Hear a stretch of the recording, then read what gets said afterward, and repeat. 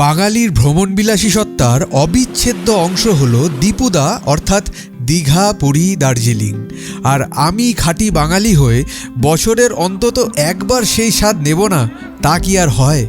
তাই কর্মব্যস্ত জীবনের ছকবাঁধা রুটিনকে ছুটি দিয়ে ব্যাগ গুছিয়ে ছোট্ট করে ছুঁয়ে এলাম দীপুদার সেই আদুরে বর্দা থুরি দীঘার সমুদ্র সৈকতকে।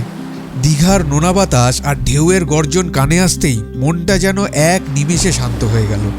ওল্ড দীঘার সেই পাথুরে বাঁধানো উত্তাল সমুদ্র কিংবা নিউ দীঘার ঝাউবনের ছায়া, প্রতিটি মুহূর্তই ছিল এক পরম প্রাপ্তি।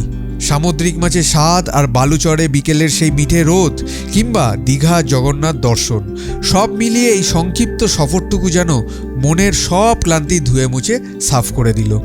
আসলে দীঘা আমাদের কাছে শুধু একটা পর্যটন কেন্দ্র নয়, দীঘা হলো বাঙালির এক টুকরো ভালো লাগা, যা বারে বারে ফিরে পেতে মন চায়। আর সেই ভালো লাগার সাথে যদি নিজের ভালোবাসার মানুষগুলো থাকে, তাহলে তো সেই সফরটা সাকসেস না হয়ে যায় না, তাই না? চলো তাহলে শুরু করে দেওয়া যাক আমাদের দীঘা জার্নি। তবে তার আগে বলি, আমি শুভ আর সবাইকে জানাই welcome to the back track. চলো তাহলে যাওয়া যাক অজানা গন্তব্যের পথে, নতুন গল্পের খোঁজে।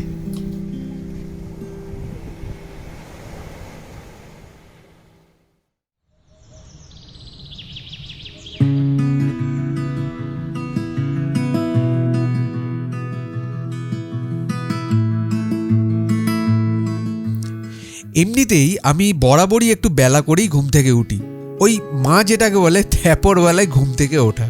কিন্তু কোথাও ঘুরতে যাওয়ার থাকলে সকাল সকাল ঘুমটা ঠিক ভেঙেই যায়। তাই সকাল সকাল উঠে রেডি হয়ে বেরিয়ে পড়লাম আমাদের গন্তব্যের উদ্দেশ্যে।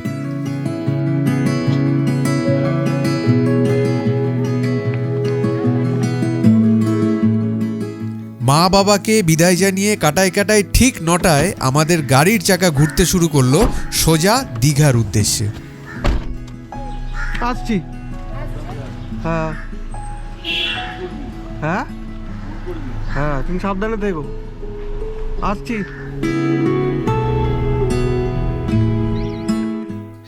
এই হলো আমাদের খুব চেনা গড়িয়াহাট বিজন সেতু। আপাতত যেটুকু রাস্তা আমি চিনি, দ্বিতীয় হুগলি সেতু ক্রস করে কোনা হাইওয়ে ধরব, তারপর গুগল ম্যাপই ভরসা।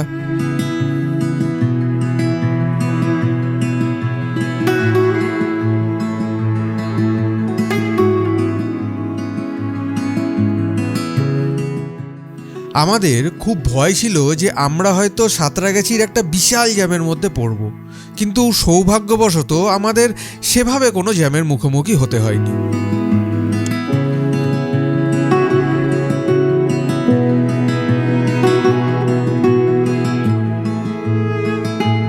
আমাদের দীঘা যাওয়ার কিন্তু আরও একটা ছোট্ট উদ্দেশ্য আছে। গত বর্ষায় আমাদের এই আর্টিগা গাড়িটা প্রায় হাফ পর্যন্ত জলের তলায় ডুবে গেছিল। তারপর গাড়িটার পেছনে একটা লম্বা খরচের পর দেখার ছিল গাড়িটা কতটা ঠিকঠাক চলে। তো সেই দেখাটা তো আর একটা লং রাইড না হলে হয় না, তাই ভাবলাম চলো দীঘাই ঘুরে আসি। গল্পে গল্পে কিন্তু আমরা ধুলাগড় টোল প্লাজাতে চলে এলাম। এবারে আমাদের প্রথম হল্ট হবে কোলাঘাট। এই সেই আমাদের খুব চেনা কোলাঘাট। এখানে আসলেই মনটা যেন ঘুরতে যাওয়ার আনন্দে আরও বেশি করে নেচে ওঠে। ঢুকে গেলাম কোলাঘাট, এবার ব্রেকফাস্টটা সেরে নেওয়ার পালা। আমরা কোথায় এসেছি এখন? কোলাঘাটে। হ্যাঁ, কোলাঘাটে। কোলাঘাটে কি করবো আমরা এখন? ব্রেকফাস্ট করবো, তাই তো? হ্যাঁ চলো, আমরা এখন ব্রেকফাস্ট করব। চলো এবার কি ব্রেকফাস্ট করি দেখা যাক। আমরা এখন তারামা রেস্টুরেন্টে এসে পৌঁছেছি। এখানে যতবারই কোলাঘাটে আসি ততবার এই তারামা রেস্টুরেন্টেই খাই, খাবারটা খুবই ভালো। তো এই দেখতে দেখতে চলে এসছে আমাদের খাবার। এবার এই হলো ব্রেকফাস্ট। বল এটা কি? স্যান্ডউইচ দিয়েছে। স্যান্ডউইচ দিয়েছে হ্যাঁ। না বাটার টোস্ট? Butter toast. এটা কি? এটাও বাটার টোস্ট। এখানে এখানে বাটার টোস্ট দিয়েছি। এই আমি নিয়েছি কচুরি আর পোচ। আর লুচি। হ্যাঁ, আর লুচি। এটা লুচি না, এটা কচুরি।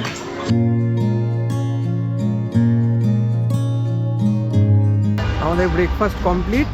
এবার আমরা গাড়িতে উঠছি, এই গাড়িতে এই আমাদের সারথি পাপ্পুদা একটু হাই করে দাও। ব্রেকফাস্ট পর্ব শেষ করে আবার বেরিয়ে পড়লাম আমাদের গন্তব্যের উদ্দেশ্যে। কোলাঘাট থেকে বাদিক নিয়ে NH 116 ধরে চললাম সোজা দীঘার দিকে।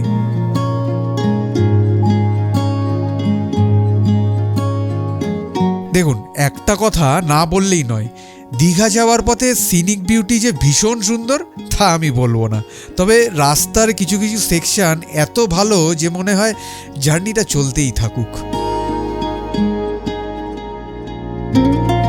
দেখতে দেখতে পৌঁছে গেলাম নন্দকুমার, আর নন্দকুমার চলে আসা মানে দীঘার কতই বা দূর। এবার শুধু অপেক্ষা আমাদের আস্তানায় গিয়ে পড়া। গুগল ম্যাপের কারেন্ট স্ট্যাটাস অনুযায়ী আমাদের পৌঁছাতে আর মাত্র সময় লাগবে ঘন্টা 2-1।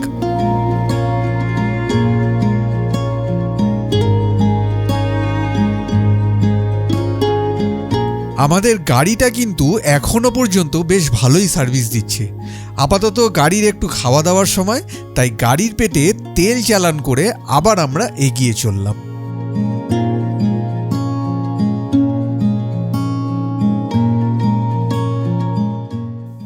পথে এক জায়গায় সার বেঁধে অনেকগুলো ডাবের দোকান চোখে পড়ল, তাই আর লোভ সামলাতে না পেরে নেবেই পড়লাম। রাস্তায় যেতে যেতে আমরা একটু দাঁড়িয়েছি ডাব খাওয়ার জন্য। দারুণ মিষ্টি খেতে বা ডাবটা। এখান থেকে দীঘার খুব বেশি দূরে নয়, খুবই কাছে, দীঘার কাছাকাছি এসছি। পরপর সব ডাবের দোকানগুলো সাজানো দেখলাম, তো একটু ডাব খেতে ইচ্ছা করলো, তাই ডাবের জল খাচ্ছি। এখন খেয়েই এবারে বেরিয়ে পড়ি। ডাব কিরম লাগছে খেতে? ডাবটা মিষ্টি ভালো লাগছে?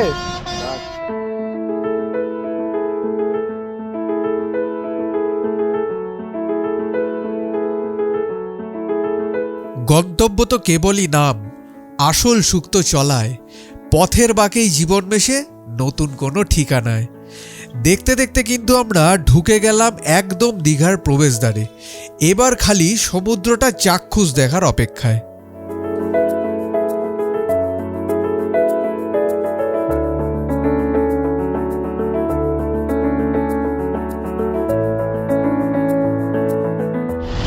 দীঘায় আসবো আর দীঘার এই গেটের এখানে ভিডিও করবো না বা ফটো তুলবো না, তা কি হয়? এই দীঘার এখানে এই গেটের সামনে একটা ফটো তুলে ভিডিও করে আমরা এবার হোটেলের দিকে রওনা দিচ্ছি।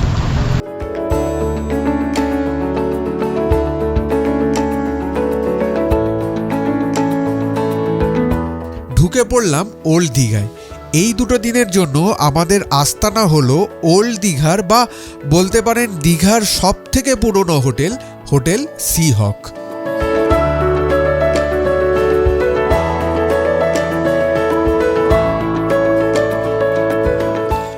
বেশ অনেকটা ছড়িয়ে ছিটিয়ে এই হোটেল সি হক।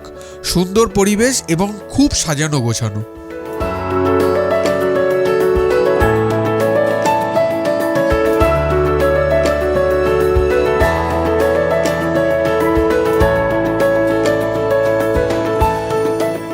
দীঘায় সি হকে স্পেশালি আমরা এই 288 রুমটা নিয়েছি। এবার কেন নিয়েছি সেটা একটু দেখাই চলুন। আচ্ছা, রুমে ঢুকেই প্রথমে এই হলো রুম। এখানে একটা 2 বেডের রুম আছে। ঘরে ঢুকে একটা মিরর আছে, এসি আছে, এসিও চলছে, ফ্যান, দুখানা ফ্যান, একটা ওখানে উইন্ডো, এখানে একটা সোফা, এইটা হলো ওয়াশরুম,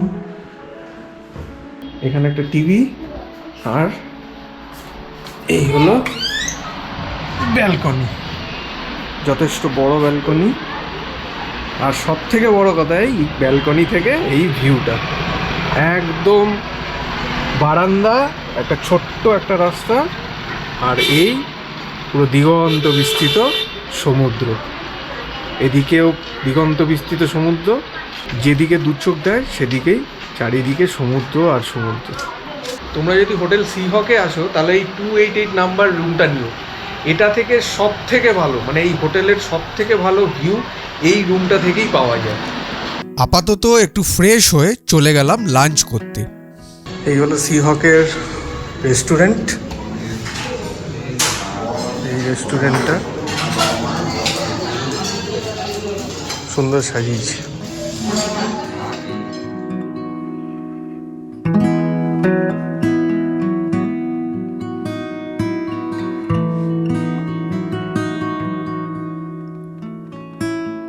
দুপুরের লাঞ্চ, ভাত, ডাল, ডিম, চিকেন, আলু ভাজা, পমফ্রেট মাছ ভাজা। বাহ, খুব সুন্দর লাগছে।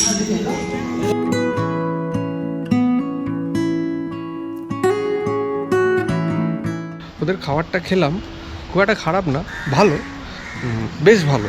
আমি গত 2-3 বছর আগে একবার এসেছিলাম, তখন খাবারটা একদমই ভালো ছিল না, কিন্তু সে তুলনায় তো অন্ততপক্ষে খুবই ভালো করেছে। প্লাস ওদের খাবার বসার জায়গাটাও খুব ভালো করেছে, অ্যাম্বিয়েন্সটা অনেক ভালো লাগছে দেখতে।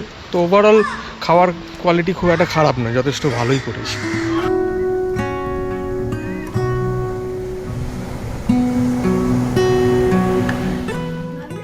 খেয়ে দে একটু রেস্ট, তারপরে সন্ধ্যেবেলা আবার কোথায় যাবো? পার্কে, ঢেউসাগর পার্কে।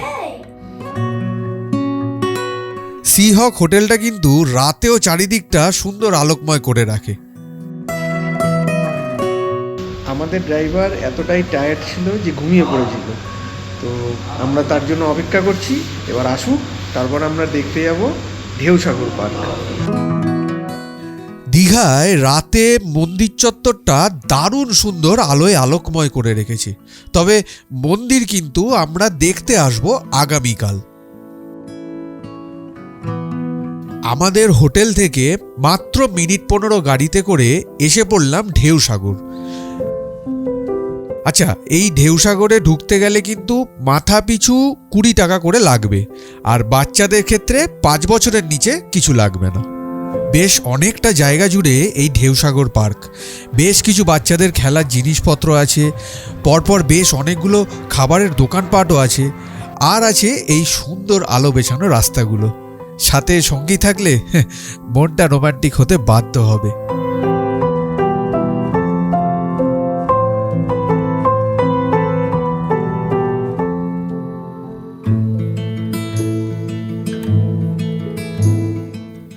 ঢেউসাগর ঘুরে সন্ধেবেলার দিকটা চলে এলাম ওল্ড দীঘা সি বিচে।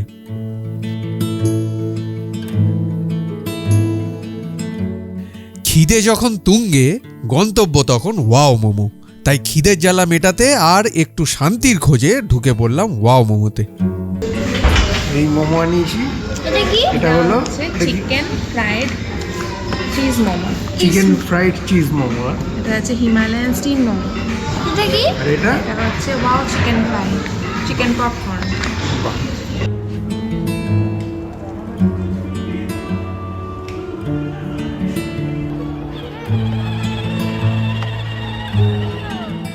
গরম মোমোর স্বাদ মুখে নিয়েই পা বাড়ালাম ওল্ড দীঘার সৈকতে। রাতের দীঘা যেন আজ এক স্বপ্নপুরী। রঙিন আলোয় ঝলমল করছে চারপাশ, আর তার সাথেই তাল মিলিয়েছে সমুদ্রের গর্জন। কত মানুষ, কত গল্প, আর কত ব্যস্ততা। কেউ প্রিয়জনের হাত ধরে হাঁটছে, কেউ বা সৈকতের ধারের দোকানগুলো থেকে কেনাকাটায় ব্যস্ত। সুন্দর করে সাজানো এই ওল্ড দীঘার ঘাটে বসে সমুদ্রের হাওয়া খাওয়ার শান্তিটাই আলাদা। এই ফিলটা না ঠিক বলে বোঝানো সম্ভব না। সব মিলিয়ে এক মন ভালো করা সন্ধ্যা।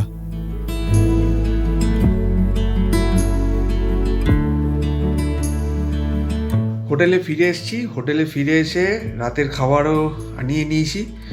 রাতের খাবারগুলো একটু দেখাই। এখানে আছে মাছ ভাজা, যদিও আমার ছেলে খেয়ে নিয়েছে। মাছ ভাজা আছে, এখানে আছে চাউমিন, এটা আমার। এখানে আছে ভাত আর ডাল।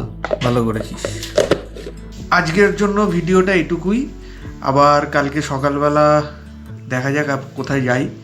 যেখানেই যাব সেগুলো সব আবার ভিডিও করব। তো আজকের জন্য ভিডিওটা এটুকুই থাকলো।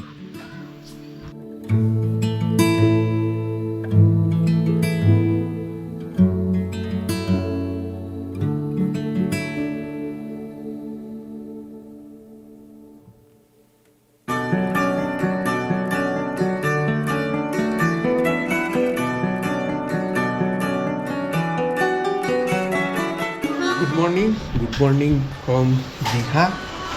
এখন বাজে সকাল 9:30। একটু লেট হয়ে গেল আজকে উঠতে।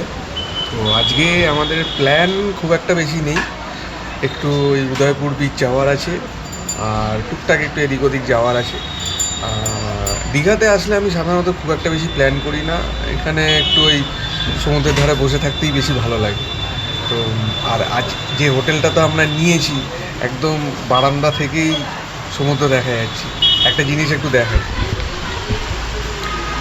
সমুদ্রটা এখন একদম এইখানে চলে এসছে, কালকে এতটা দূরে ছিল, এখন যেহেতু জোয়ার তাই এতটা চলে এসছে, মানে আমাদের বারান্দা থেকে একদমই কাছে সমুদ্রটা।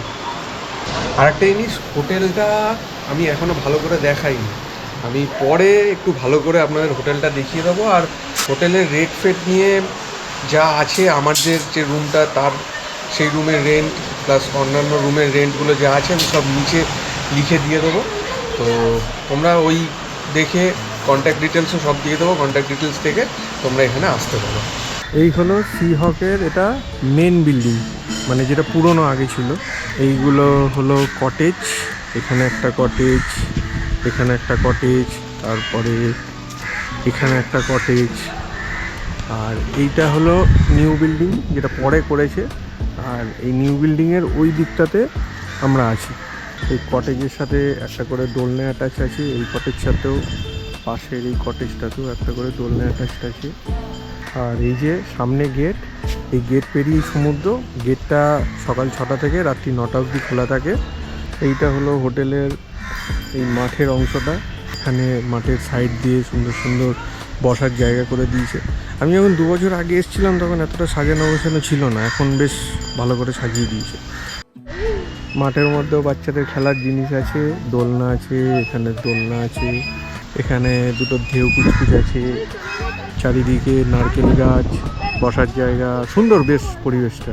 এখন শীতকাল বলে এখানে সুন্দর করে প্রচুর গাছ পুঁতেছে, নতুন নতুন নতুন চারা গাছ করেছে, ফুল গাছ, ভালো লাগছে, বেশ সুন্দর দেখতে লাগছে। ওদিকে আরও আছে অনেক ফুল গাছ। রে তোদের খবর কি? হ্যাঁ, তোদের খবর কি? হ্যাঁ, ওদের এই প্রিমিসিসের মধ্যেই একটা ছোট্ট মন্দির আছে, শিব মন্দির। এই যে শিব মন্দিরটা, সামনে শিব ঠাকুর। আর এই বিল্ডিংয়ের নিচে এই রুমটা আমার ড্রাইভারের রুম, 251 নাম্বার, বেশ ভালো এই রুমটাও। আর এখান থেকে চারিদিকে সিনারিটাও বেশ সুন্দর, একদম মাঠের পাশেই এই রুমটা।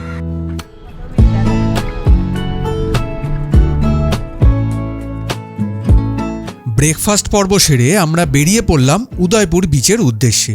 এই উদয়পুর বিচ আমাদের হোটেল থেকে মাত্র 15-20 মিনিটের রাস্তা।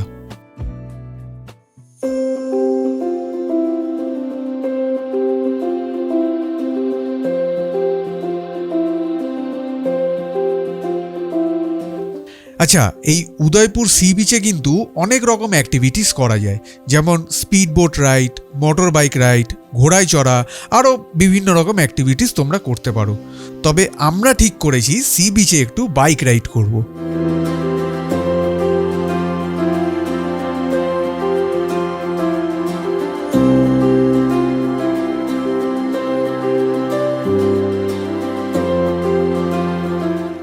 আচ্ছা, আমরা কিন্তু এখানে বাইক কিছু পাইনি, পেয়েছি হলো এই স্কুটারটা।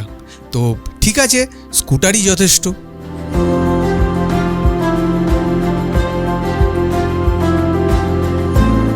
উদয়পুর সি বিচ যে ফ্যামিলি নিয়ে আসার জায়গা নয়, এটা হয়তো অনেকেই জানবে, কিন্তু যদি আসো তাহলে রেকমেন্ড করব অবশ্যই এই স্কুটি রাইডটা করতে। এই রাইডের ভাড়া মাত্র 300 টাকা, 1 কিলোমিটার পর্যন্ত যেতে পারবে এবং আসতে পারবে। গেছিলাম তো লাল কাঁকড়া দেখতে, কিন্তু লাল কাঁকড়া দেখতে না পেলেও যে ফিলটা আমরা পেয়েছি না, তার দাম কিন্তু কোটি টাকারও বেশি।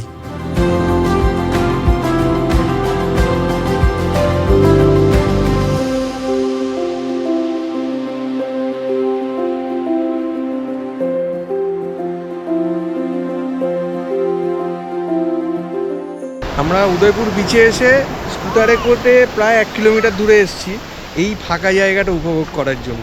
আমি যে কোনো জায়গায় ঘুরতে যখন যাই এরকম ফাঁকা জায়গায় আমার ভালো লাগে। এখন পুরো জায়গাটা দেখো, চারিদিকটা ফাঁকা, বেশ ভালো লাগে এরকম জায়গাতে আসতে। দীঘাতে এমনিতেই ঘিঞ্জি জায়গা, কিন্তু এরকম ফাঁকা জায়গাতে বেশ ভালো লাগে। তাই উদয়পুরে ঢুকেই আমি একদম ওখানে না থেকে স্কুটারে করে বউ আর ছেলেকে নিয়ে চলে এসেছি এই ফাঁকা জায়গাতে। আর এখানে নাকি প্রচুর লাল কাঁকড়া দেখা যায়, তো লাল কাঁকড়া দেখি দেখা যাবে কি না। যদি নাও দেখা যায়, জায়গাটা খুব শান্ত, বেশ ভালো লাগছে এখানে।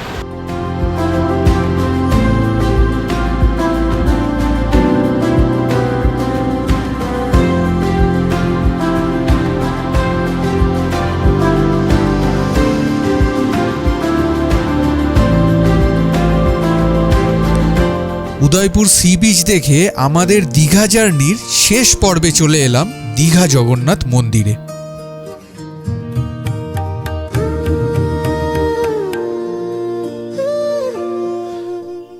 চলে এলাম মন্দিরের একদম সামনের প্রাঙ্গণে। আর এই যে স্তম্ভটা দেখছেন, এটা হলো অরুণ স্তম্ভ। এই স্তম্ভের উপরে আছে অরুণা মূর্তি। আর এই অরুণ স্তম্ভের পেছন থেকেই শুরু হয়ে যাচ্ছে জগন্নাথ মন্দিরের প্রথম গেট, যে গেটের নাম সিংহদ্বার।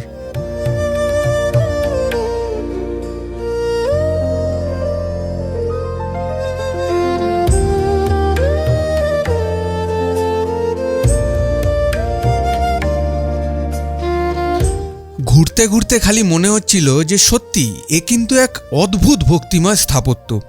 ভক্তির সেই প্রথম স্পর্শ, স্থাপত্যের সেই প্রথম দীপ্তি, আর মন্দিরের প্রতিটি ইট যেন বলছে এ শুধু মন্দির নয়, এটা একটা অনুভূতি, যা আমি এখানে ঢোকার পর থেকে অদ্ভুতভাবে অনুভব করতে পারছি। আমার পেছনে জগন্নাথ দেবের মন্দির দীঘার। আমি ভাবতে পারিনি যে এতটা সুন্দর লাগবে এখানে এসে। আরও কিছুক্ষণ থাকবো এখানে, চারিদিকে আরও লাইট ফাইট জ্বলবে। আমরা এখন ওই মন্দিরটাতেই যাবো, ওইখানটাতে যাব। যে দেখি এখন জগন্নাথ দেবের যদি দর্শন হয় তাহলে নিশ্চয়ই আমি ভিডিওতে করে দেখাবো।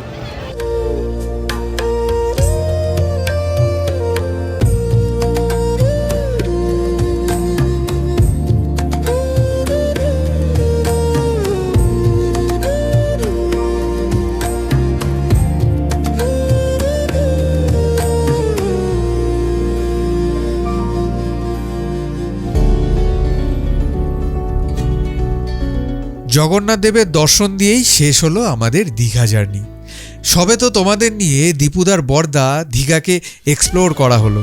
মেজো ও ছোট দাদার সাথে গল্প করা কিন্তু এখনও বাকি। কোনো একদিন সেই গল্পও হয়তো হবে তোমাদের সাথে। তবে এই গল্পটা তোমাদের সাথে শেয়ার করে ভীষণ ভালো লাগলো, বুঝলে তো? তোমাদের ভালোবাসাই আমাকে বারবার নতুন গল্পের ঝুলি নিয়ে ফিরে আসতে উৎসাহ দেবে। আপাতত গল্প গাড়ি এখানেই থামলো, কিন্তু খুব তাড়াতাড়ি দেখা হচ্ছে নতুন কোনো অভিজ্ঞতার সাথে। আরও নতুন গল্পের ভাগিদার হতে আমাদের সাথে থেকো, নতুন গন্তব্যের পথে আমাদের সঙ্গী হয়ে পাশে থেকো।